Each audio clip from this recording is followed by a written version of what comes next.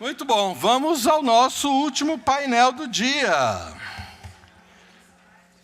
Para isso, eu já peço que o Marco Lorenzini fique aqui na mesa, porque ele será o presidente dessa mesa. Só lembrando que o Marco Antônio Garcia Lopes Lorenzini possui graduação em Direito pela Faculdade de São Paulo, especializado em Direito Internacional pela Faculdade de Direito também de São Paulo, mestrado e doutorado em Processo Civil também pela USP. Atualmente é professor doutor da Unip e colaborador do Centro Brasileiro de Estudos e Pesquisas Judiciais e coordenador de mediação desta comissão. Entre outras tantas coisas, né, mano? Muito bom. Com ele, convido para vir à mesa Dr. Bruno Takahashi, doutor e mestre em Direito Processual pela USP, juiz federal em São Paulo, tendo sido coordenador da Central de Conciliações entre os biênios 2018-2020 e 2020-2022. Dr. Bruno esteve conosco ano passado também, fez uma brilhante explanação. Bem-vindo, doutor Bruno. E doutora Suzana Henriques da Costa, professora doutora em Processo Civil pela FEDUSP, membro da comissão que elabora o PL sobre processo estrutural do Senado e promotora de Justiça do Estado de São Paulo. Por favor, doutores, fiquem à vontade. Marco Lorenzini, o comando da mesa é seu. Boa tarde a todos novamente. É uma satisfação estar aqui de novo. Muito obrigado por todos que estão aqui presentes. Eu tenho o privilégio de ter aqui duas pessoas que estão em outras instituições, mas que não só admiram há muitos anos, que têm uma carreira acadêmica invejável, mas que, mais do que nunca, sempre compartilharam aí dentro das suas atuações profissionais e acadêmicas, que sempre não só ensinaram a mediação e praticaram a mediação naquilo que elas fazem dentro da sua vida profissional. Não é isso? Então, me enche muito de orgulho, de alguma forma, de compartilhar essa trajetória há muitos anos. Não é? Então, eu gostaria de saudar não só a Suzana, é uma satisfação estar aqui com a gente, recebê-la aqui na Casa do Advogado. É uma satisfação, Bruno, também, por estar aqui com a gente e que nós tenhamos muitos aportes, digamos, em relação à mediação. Eu fico mais tranquilo porque eu acho que para todo mundo, apesar do nome do nosso painel ser Soluções Consensuais em Processos Estruturais, a gente não vai falar de construção civil, a gente não vai falar de infraestrutura, não é direito da construção, não é bem isso que a gente vai... imobiliário, não é? A gente vai conversar a respeito de algo muito mais profundo, digamos assim, não é? Então, a palavra é sua, Suzana, muito obrigado. Não, falaram. Isso. Boa tarde a todos e a todas. É um imenso prazer estar aqui hoje, nesse congresso, para falar com a advocacia sobre um tema que me é tão caro, que é o tema do processo estrutural. Eu queria agradecer aqui o convite que o Marco me fez, que a Fernanda me fez, para estar aqui hoje. Vai ser muito interessante, não só falar sobre isso, ouvir o que vocês têm a reagir com relação à minha palestra, mas também escutar o Bruno, que vem de uma outra perspectiva, da perspectiva do judiciário, para ver como é que a gente pode entender o consenso aí nesse tema, que é um tema tão inovador, né, que está aí na crista da onda. Onde eu mudo, Marco? Aqui, ó. Aqui? Isso, apertar? Bom, eu preparei uma pequena exposiçãozinha aqui só para estruturar o meu raciocínio, mas aí eu compartilho com vocês porque eu acho que também fica mais fácil para a plateia. Para quem ainda não está familiarizado com o tema, o processo estrutural, na verdade, é uma uma técnica, né, processual voltada a resolver o que a gente chama de, é tudo o mesmo nome, litígios estruturais. O que é um litígio estrutural? Embora haja alguma aí, professores diferentes falando sobre questões, de pontos de vista diferentes, né, o que há de comum, né, na ideia de litígio estrutural é que o direito e as instituições do sistema de justiça podem promover transformações sociais, né, voltadas à concretização de direitos fundamentais. E que são mudanças estruturais? São mudanças de burocracias, de grandes burocracias, né? Para alguns só burocracias públicas, para outros envolve também algumas burocracias privadas, mas que são violadoras de direitos contumazes e sistematicamente. Um exemplo, para não ficar tão abstrato, né, de um caso que ninguém discute, que ninguém discorda de que é um processo estrutural, a gente tem aquela DPF 347 do Supremo Tribunal Federal, que declarou o sistema carcerário brasileiro em estado de coisa inconstitucional, por violação aí sim, bastante sistemática dos direitos fundamentais dos presos. Então, não é um caso, né? Então, não é uma carceragem, uma penitenciária, mas, na verdade, é todo um sistema, toda uma burocracia pública que está, há muito tempo, de forma sistemática, de forma estruturada, violando direitos fundamentais. E há, nesse sentido, né, uma resistência dessa burocracia à mudança. É muito mais difícil a gente mudar uma engrenagem, uma roda que está funcionando de forma inadequada do que você resolver o problema pontual. O processo estrutural parte dessa premissa, então, de que não só o direito, porque há outras formas de tensionar esses casos de violação de direitos fundamentais, mas também o direito, principalmente via Constituição Federal, né, que positivou ali uma série de direitos fundamentais, mas o direito e o sistema de justiça, em especial o judiciário, porque é quem dentro do sistema de justiça é poder, né, tem condições de alguma forma, fazer essa engrenagem se movimentar num sentido de não inconstitucionalidade. Então, há essa potência e que, portanto, essa é uma via, essa é uma arena legítima para se buscar, né, a concretização de direitos. Quando a gente está falando de grandes burocracias públicas, eu acho que fica evidente que a gente está falando de separação de poderes quando está falando de processo estrutural. Por quê? Porque as grandes burocracias públicas que violam direitos fundamentais, em geral, estão na administração pública, podem ter algum tipo de ligação com o legislativo, porque podem estar ligadas a alguma política pública baseada em alguma lei, né, que sustente essa violação contumaz. Mas o fato é que, quando o judiciário, na maior parte das vezes que o judiciário está enfrentando um processo estrutural, ele é, né, aquele que vai ter e esse processo estrutural ele é julgado procedente, ou seja, é realmente reconhecida a violação do estruturante, né, o litígio estruturante e a violação sistemática de direitos, ele tem como réu, né, como aquele que está sujeito à decisão e à tutela jurisdicional o Estado, e o Estado, principalmente a administração pública, o Executivo, né, porque é o grande responsável pelo direito brasileiro na implementação de políticas públicas em geral.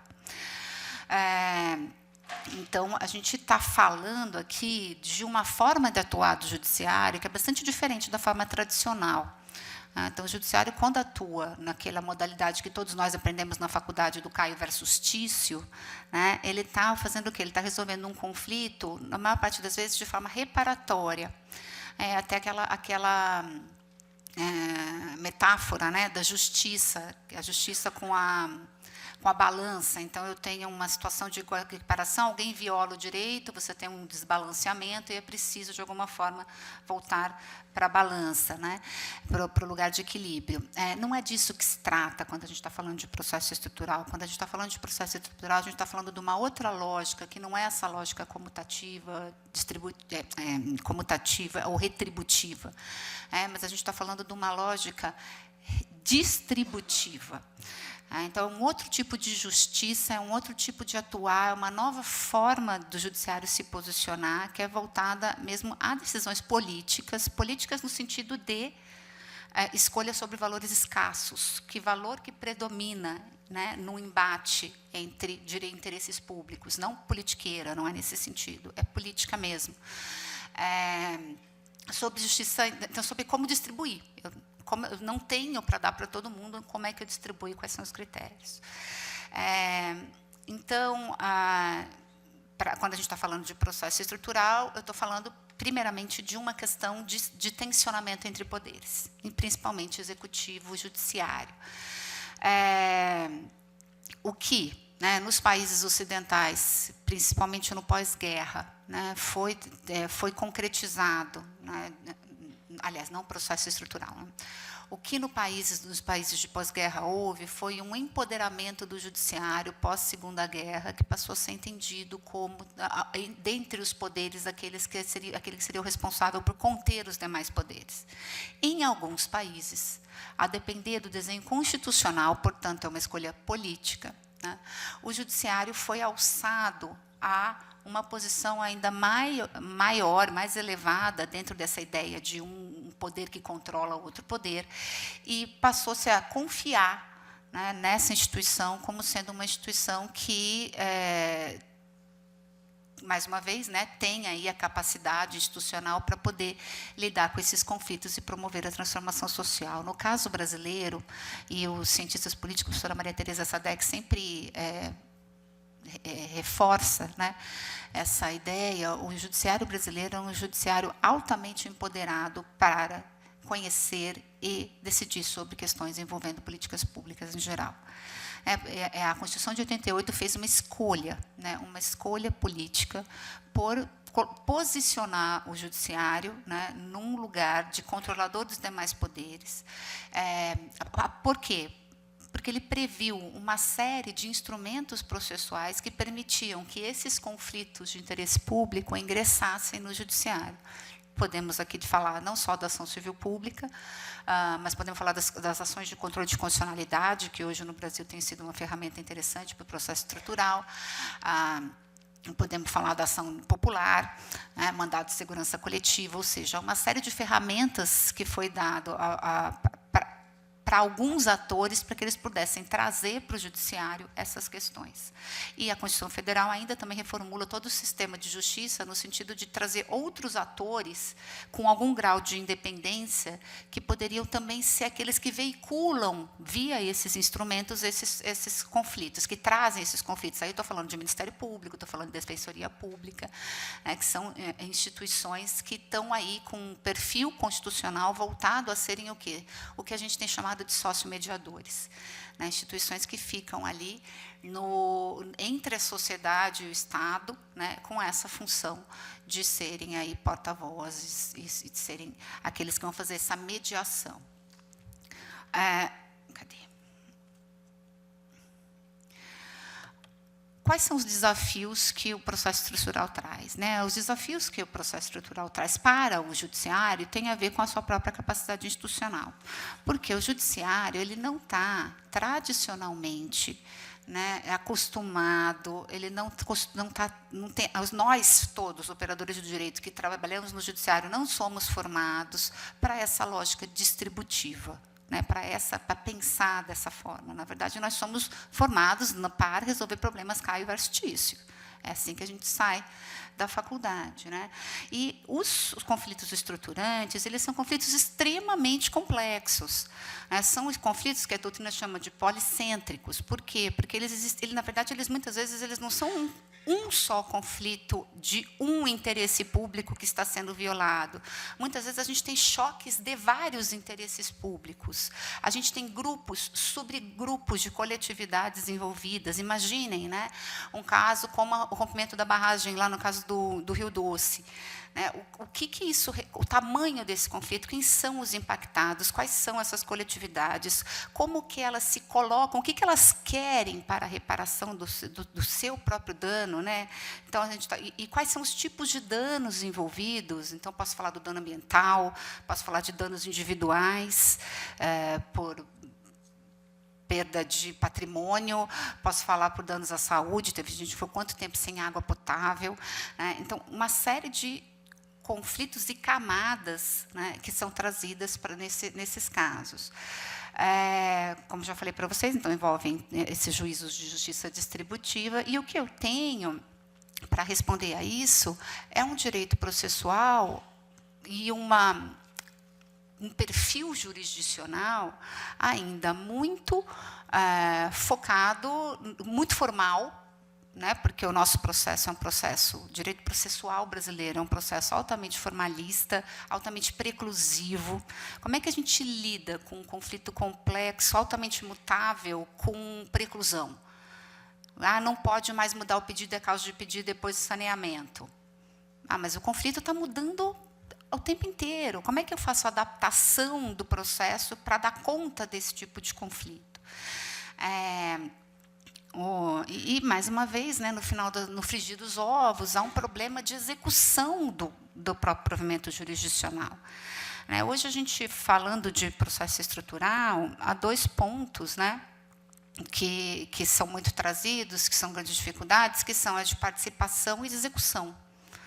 Então, como identificar quais são todos os interesses envolvidos nesse jogo, né? Até acho que está mais para frente aqui, ó.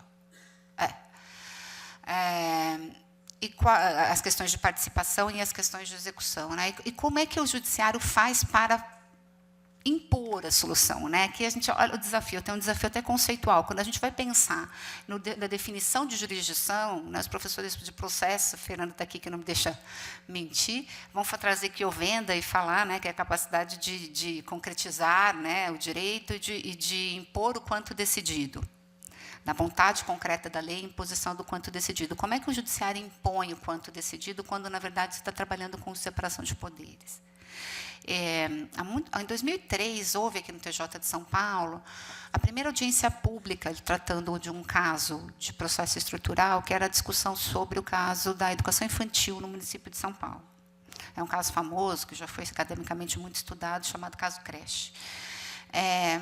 Porque havia um déficit imenso, de dezenas, chegava até eventualmente a centenas, em alguns momentos do ano, de falta de vaga em creche na cidade.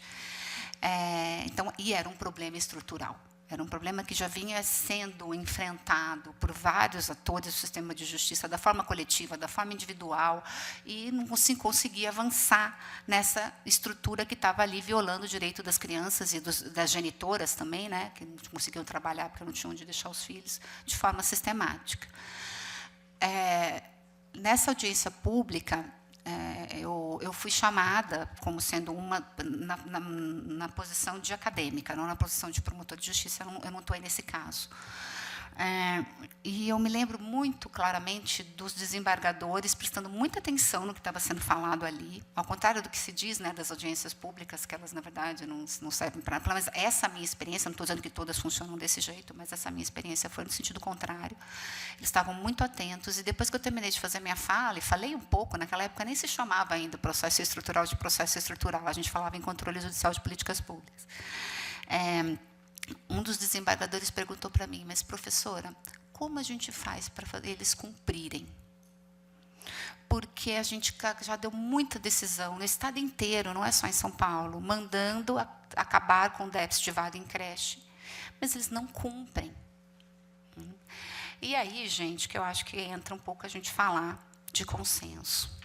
Porque o desafio do processo estrutural e do judiciário, do juiz, né, de todos os operadores do direito envolvidos com essa grande empreitada, né, que é tentar garantir direitos fundamentais, é um desafio de virar a chave nessa lógica adjudicatória de atuar, que é a lógica tradicional do Poder Judiciário. O processo estrutural, a decisão estrutural, até porque ela envolve separação de poderes, ela não vai ser uma decisão que vai ser implementada de cima para baixo. Ela tem toda uma complexidade, ela tem todo desafios de legitimidade política, de participação. O formalismo do processo tradicional não dá conta do processo do conflito estrutural. O processo estrutural ele vai demandar uma nova posição de todos os operadores do sistema de justiça, em especial do juiz, porque é ele que exerce o poder, né? Mais uma vez, o poder jurisdicional, mas de se recolocar no conflito. Na verdade, se a gente abre um pouco o espectro, a gente entende que o processo estrutural, ele muitas vezes pode ser utilizado de uma forma estratégica para uma transposição de arenas, eu falo. Então, há algum tipo de luta política que está acontecendo no espaço político, no legislativo, perante o próprio executivo, ela está travada, ela não está avançando. A gente fala que existe um bloqueio institucional nas outras arenas. E que era o que acontecia nesse caso creche. Há muito tempo, movimentos sociais brigando e não conseguiam avançar. Então, o que às vezes o processo estrutural representa? Uma mudança de arena. Eu vou sair de uma arena política e vou trazer para a arena judicial. Eu vou discutir esse tema agora a partir dos direitos e não da política. Mas ela continua sendo uma questão política, né, trazida para dentro do judiciário. E o juiz, entendendo isso, me parece que o sistema de justiça como todo, mas principalmente o judiciário, tem que entender que o papel dele ali é de destravar esse bloqueio institucional, mas não necessariamente de dizer o que precisa ser feito até no seu detalhamento. Por quê? Respondendo aquele desembargador que falou comigo lá em 2003, na época eu não tinha essa clareza, tá, gente? Eu dei uma resposta que eu acho que podia ter sido melhor. Mas, na verdade, não é mandando fazer. Né? É importante declarar, é importante dizer, existe um estado de coisa inconstitucional e isso não pode ficar desse jeito. Isso precisa ser alterado. Mas a forma de implementação dessa decisão, ela demanda uma atuação articuladora, para não dizer mediadora, né? Porque há quem diga que o juiz não pode ser mediador, né? Então, mas ele precisa ser um articulador das instituições envolvidas, dos grupos sociais envolvidos, e, portanto, a participação é muito importante. E para conseguir, né, fazer com que o diálogo volte a circular e que a gente possa, então, pensar em maneiras de avançar, né, na concretização da decisão, que a decisão é meramente está inconstitucional, existe um estado de coisas constitucional, e ele precisa se mover. Essa burocracia não pode continuar parada aqui sistematicamente, violando direitos. O consenso, o que ele permite? Porque ele rompe com as travas formais do processo, ele permite melhor identificar o conflito e quais são os grupos envolvidos, porque ele abre para outras possibilidades de participação para além do contraditório.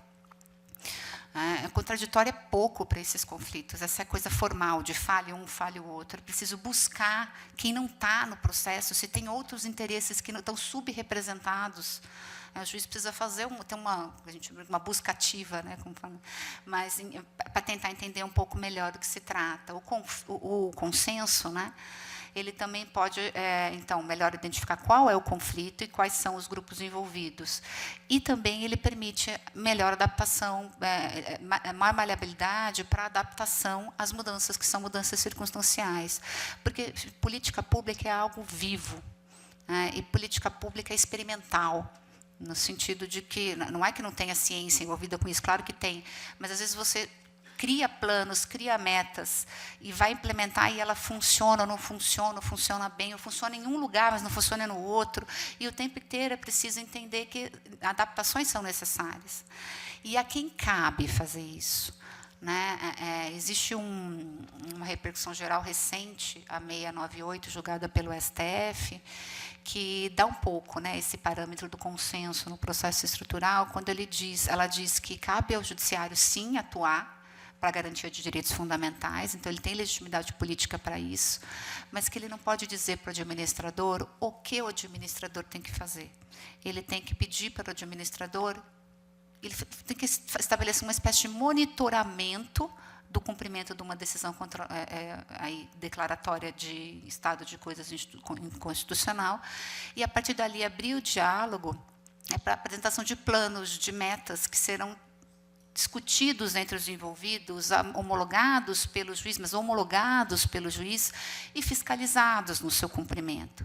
Então, esse deslocamento de arena, mas que a partir de uma nova forma de atuar, que é uma forma mais dialogal, que é uma forma em que o consenso é imprescindível, né? Ela possa, então, aí fazer com que a decisão judicial tenha um atuar para frente, né? Mudar um pouco dessa perspectiva reparatória, que é a perspectiva tradicional da atuação do judiciário, para uma perspectiva, uma prospectiva, né, de mudança social, transformação social pela concretização de direitos, especialmente os direitos de igualdade. Então, eu acho que era isso que eu queria falar, e vou passar, então, para o Bruno, que eu quero muito escutar.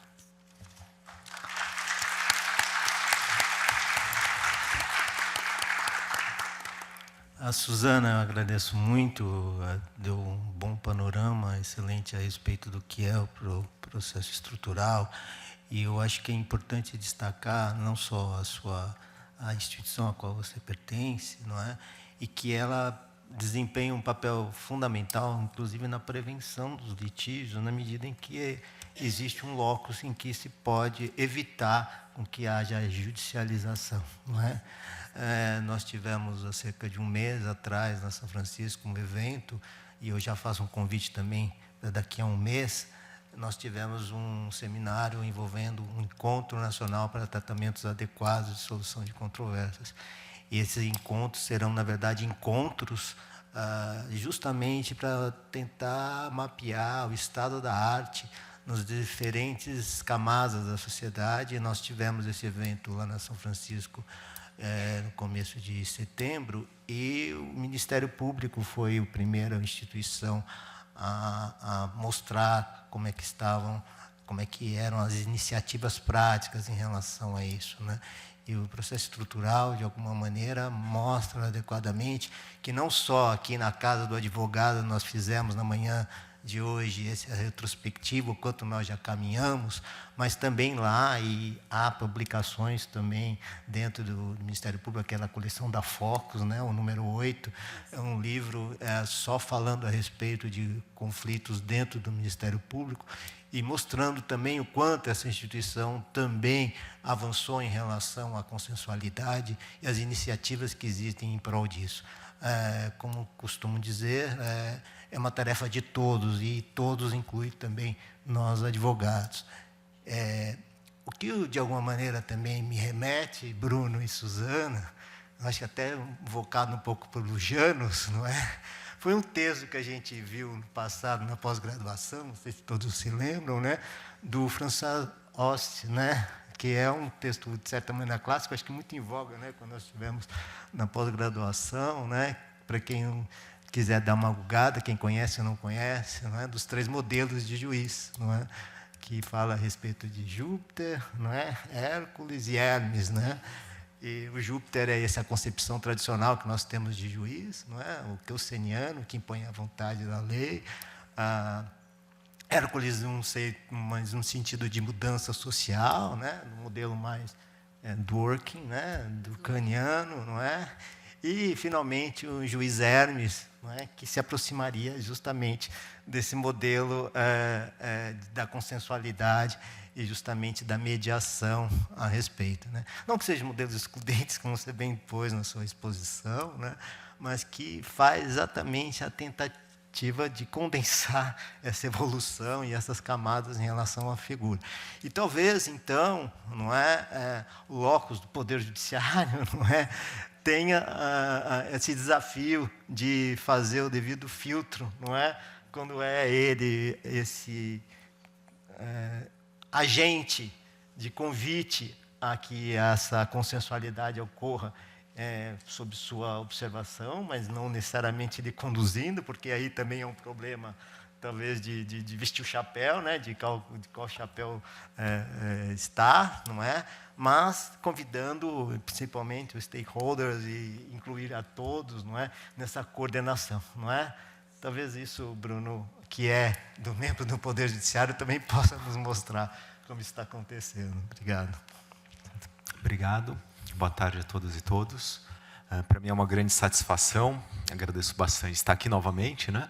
E agradeço bastante o convite, então, do Marco, mais diretamente, mas da Fernanda Tartucci, da Célia Zapparoli, a quem, na verdade, eu sempre aprendo, especialmente a Célia, porque eu acabo acompanhando de vez em quando os desenvolvimentos das demandas complexas, que a gente pode chamar aqui de litígios, processos estruturais, que ela vem atuando como mediadora perante o Tribunal Regional Federal da Terceira Região. Também agradeço bastante a professora Suzana, não só pela exposição, que faz com que a minha seja muito mais complementar do que de novidade, mas também por todo o apoio e por toda a parceria acadêmica que vem sendo desenvolvida desde do meu mestrado e do doutorado. Então, como eu disse, as minhas considerações são quase complementares e repetitivas em relação ao que a professora Suzana falou e também em relação ao que eu comecei a esboçar no ano passado. Até me preocupou um pouco essa coisa do e-book ser das duas conferências, porque a minha talvez pareça até quase uma repetição de ideias, né? Mas, de todo modo, eu vou tentar desenvolver alguns pontos em relação à atualidade. Acho que a grande questão também do processo estrutural na atualidade é que a gente está diante, hoje, de um anteprojeto de lei do processo estrutural no Brasil, elaborado por uma comissão de juristas, dentre os quais a professora Suzana faz parte, e que recentemente foi divulgado um relatório preliminar da atividade pelo relator desembargador federal Eudilson Vitorelli. Então, esse anteprojeto também, de certa forma, vai ser um pano de fundo da minha exposição para que a gente consiga visualizar um pouco melhor a relação entre processo estrutural e soluções consensuais. Acaba sendo um texto de apoio e uma forma também da gente colocar em debate esse texto, que ainda vai passar, ainda vai ter que ser debatido pela sociedade e, eventualmente, aprovado para que a gente tenha uma lei de processo estrutural no Brasil. Diante disso, acho que vale como fio condutor uma fala do desembargador Eudilson, e também professor, e também, por acaso, colega meu em 2 concursos, só que talvez ele tenha feito o caminho certo, né? Ele foi para o Ministério Público, enquanto eu permaneci na magistratura, depois ele voltou para a magistratura, mas, de todo modo, um amigo, um colega muito querido e muito competente desde aquela época de concurso. O desembargador Eudilson vai falar, no relatório preliminar, que no processo estrutural, o consenso é a regra e a decisão é a exceção. Tanto é assim que a própria lei vai também, trabalhando com aquela ideia de normas fundamentais, vai colocar a ideia de consensualidade como uma das normas fundamentais do processo estrutural, falando que a prevenção e a resolução consensual integral dos litígios estruturais, judicial ou extrajudicialmente, são uma das normas fundamentais do processo estrutural. E o que é importante perceber é que normas fundamentais, normalmente a gente fala, aí agora com uma referência já do Código de Processo Civil de 2015, ele trabalha como guia interpretativo de todo o sistema, seja processo civil, nesse caso mais especificamente do processo estrutural. E a gente vai perceber nesse anteprojeto de lei do processo estrutural como a ideia de consenso ela acaba se imbricando com a própria lógica do processo estrutural. Então a gente vai perceber, por exemplo, passando assim ainda que brevemente pela lei, como os consensos vão se desenvolvendo. A própria definição da natureza estrutural pode ser reservada para as partes. Se as partes entenderem que se está diante de um litígio estrutural, cabe ao juiz adotar isso como litígio estrutural e seguir o processo estrutural. A dúvida seria se o juiz poderia recusar ou não essa decisão das partes, ou se nesse caso haveria uma obrigatoriedade. Isso fica a minha dúvida, pessoal, ao ler pelo menos pela primeira leitura do projeto.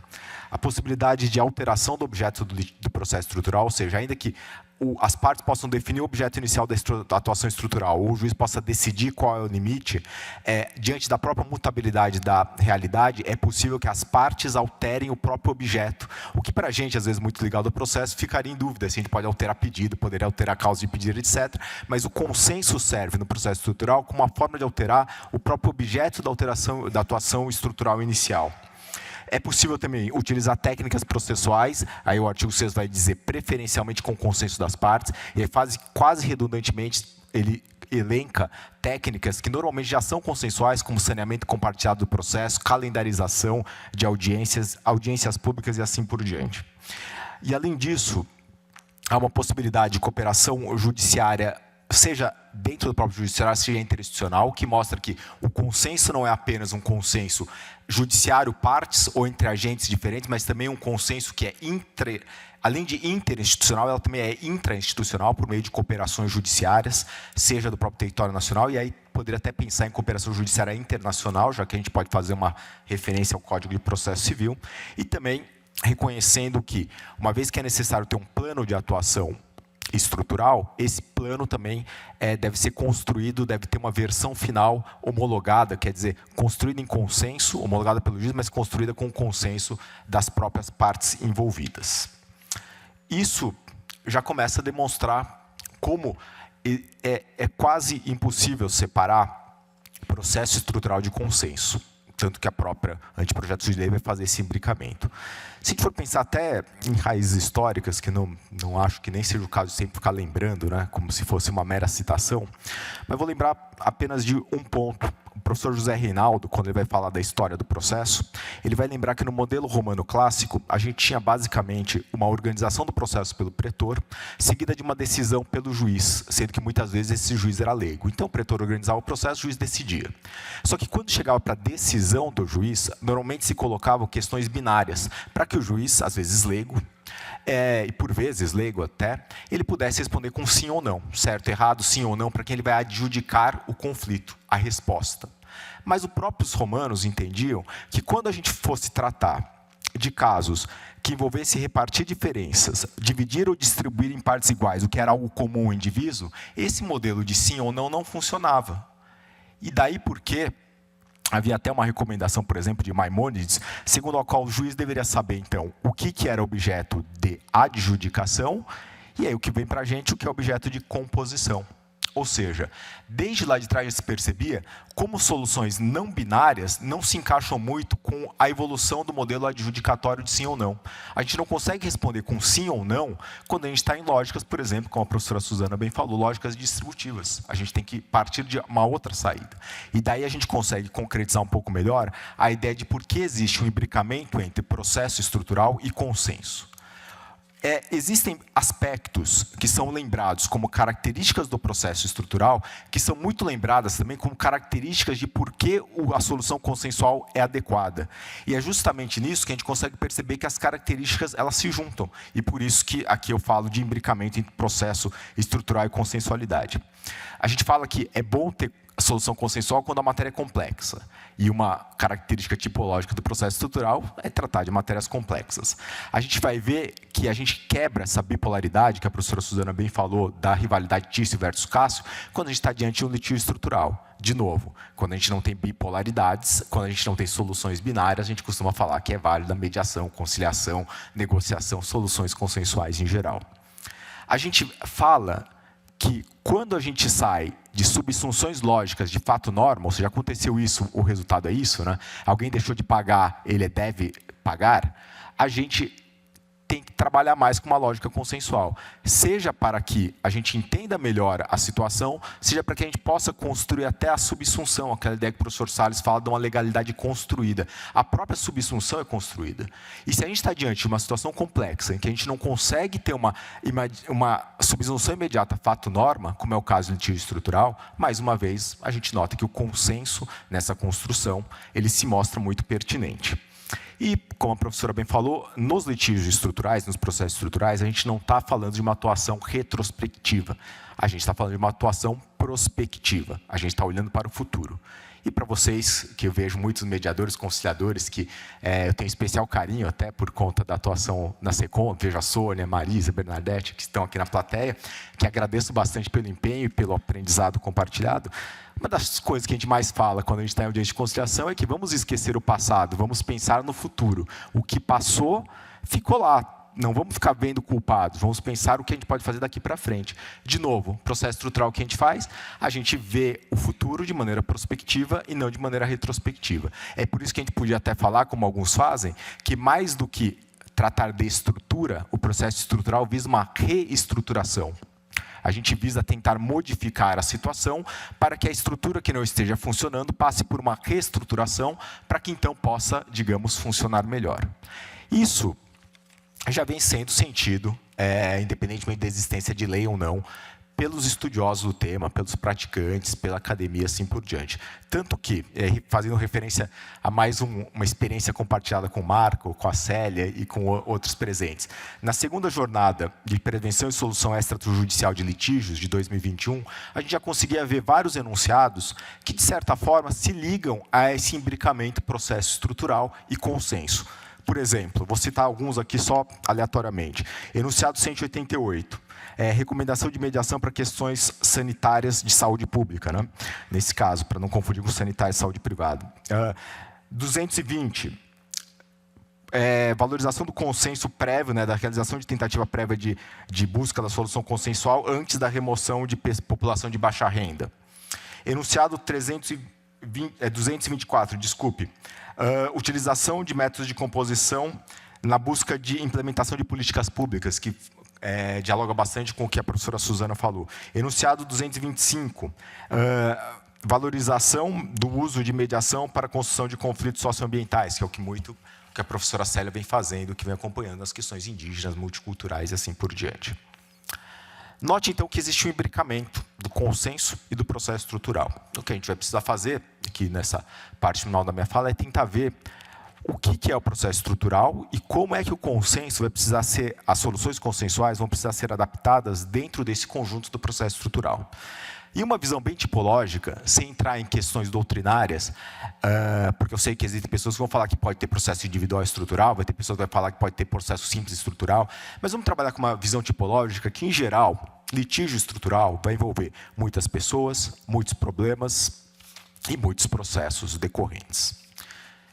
Se é assim, a gente vai ter que começar, como foi bem falado também pela professora Suzana, aí além dessa lógica quase triádica, né, do trio acto personarum, juiz, réu, autor, réu e juiz, para uma lógica que a gente vai ter muitas pessoas.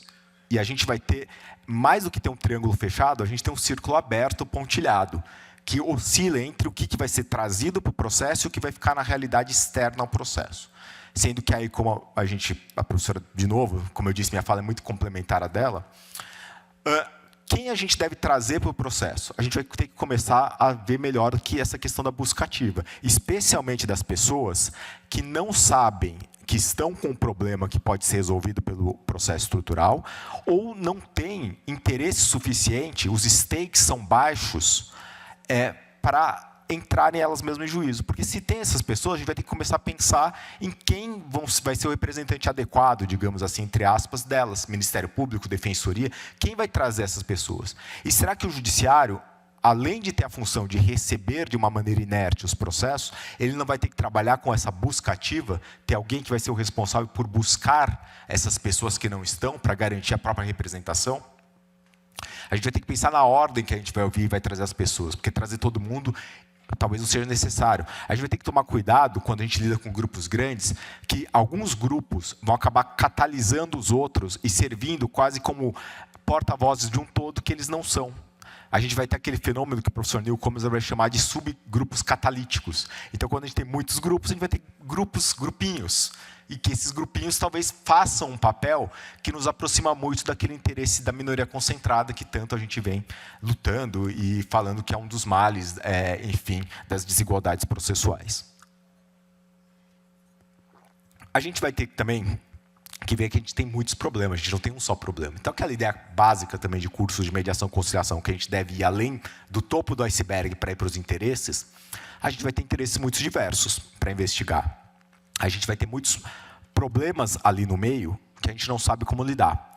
Isso faz com que a gente precise saber como buscar informação e como lidar com uma gama muito grande de informações. Lembrando, acho que uma repetição do que eu já havia falado em outra oportunidade. O caos, ele traz mais informações, mas ele é caótico, como o próprio nome diz. Se a gente precisa buscar informações, a gente vai ter que saber como trabalhar com informações também. Se a gente tem vários problemas, a gente tem que reconhecer que não basta uma triagem e falando assim, esse processo é um processo para ser trabalhado com consenso. A gente pode ver que talvez tenha problemas lá no meio que possam ser mais bem trabalhados por decisões e não por consenso. Tanto que o anteprojeto tem um ponto que eu acho que é muito importante, que fala que o juiz pode decidir algumas questões e não decidir outras. Ou seja, ainda que a regra seja consenso, se reconhece que a gente possa ter decisões parciais. E aí a gente, como mediadores conciliadores, tem que tirar um pouco de preconceito também, me parece, em relação a acordos parciais, que a gente começa a falar assim, eu fiz uma conciliação e dei um acordo muito bom e tudo foi resolvido. Mas, às vezes, dependendo do caso, no litígio estrutural, o acordo parcial parcial vai fazer com que a gente se mova em relação a uma situação inicial para uma situação que seja melhor. E note aqui a advertência do Lederach, que às vezes acordos, mais do que serem bons, são ruins. Né? Você fala assim, ficou um dia de decidir um acordo de paz, grande coisa. Né? Se a gente está com uma guerra de 15 anos, não é um acordo pontual formal que vai fazer com que a solução seja feita. Então, eu acho que nos litígios estruturais, a gente também tem que fazer uma... Mesmo como mediadores, conciliadores, não apenas como quem vai decidir o caso, a gente também tem que fazer uma autorreflexão, autocrítica, de até que ponto o acordo por si só é bom, e até que ponto acordos parciais não são melhores que acordos integrais. E, por fim, em relação a muitos processos, a gente tem que pensar que a nossa lógica, e aqui a referência de novo muito ao João Paul Lederach, a gente tem que quebrar aquela lógica dos atos concatenados e preclusivos para chegar na luz do fim do túnel, a eventual luz do fim do túnel, para modelos em rede, modelos das teias de aranha, que a gente percebe tanto que a gente pode caminhar para um lado ou para o outro, de uma forma que não necessariamente é linear e é muito mais circular, mas também perceber, e aí trazendo um conceito que a professora Suzana comentou também, o conflito, muitas vezes em litígios estruturais, é policêntrico. E o conflito policêntrico não quer dizer apenas que ele tem diversos pontos, ou que são vários conflitos ligados por um ponto só. Conflito policêntrico implica que resolver um ponto vai repercutir em outro ponto. Ou seja, se você toca um ponto da teia de aranha, ele vai fazer vibrar outro ponto da teia de aranha. Isso está fazendo uma remissão também a Fuller. Se é assim, a gente tem que tomar cuidado, né? Tanto ao decidir como ao mediar. Porque, aí lembrando outro clichê quase, o mediador, quando ele entra num conflito, ele altera o próprio conflito. E se a gente está entrando num lugar em que uma alteração de um ponto vai alterar a alteração do outro ponto, como é que a gente vai fazer? Como é que a gente pode atuar? Como é que a gente vai ter um cuidado especial na atuação em processos em litígios estruturais? A gente, claro, vai ter que ser mais flexível, vai ter que ser mais maleável, de uma atuação que esteja mais condigente com a mutabilidade própria dos litígios estruturais. O processo estrutural também traz, como um outro dos paradigmas, e um paradigma que não é o caso de eu desenvolver tanto aqui, mas que acaba dando a janela para estudos e considerações futuras dos senhores, o processo estrutural também se guia pela flexibilidade. Só que, se a gente for flexível demais, a gente também perde o rumo. A gente precisa ter modelos. E por isso que a gente tem que ter modelos de como atuar, seja na adjudicação, seja na mediação. Eu encerro aqui para reflexão, nesse ponto, que acho que é a grande abertura que a gente tem que dar, refletir, questionar. Lembre-se que, para o poeta Paul Valéry, a ordem e a desordem são os grandes polos inimigos da humanidade, quando não aprendemos a lidar com a relação entre eles. A gente tem que saber, então, como é que a gente vai fazer entre a ordem e a desordem. Como é que a gente vai conseguir lidar com essa flexibilidade, ao mesmo tempo que a gente tem que ter alguns parâmetros. A ordem e a desordem, fazendo uma paráfrase de Valéry, são os grandes inimigos da humanidade. A gente tem que aprender, então, a lidar com as duas de maneira consensual. Tá bom? É isso que eu tinha a dizer. Muito obrigado. Devolvo a palavra ao Marco.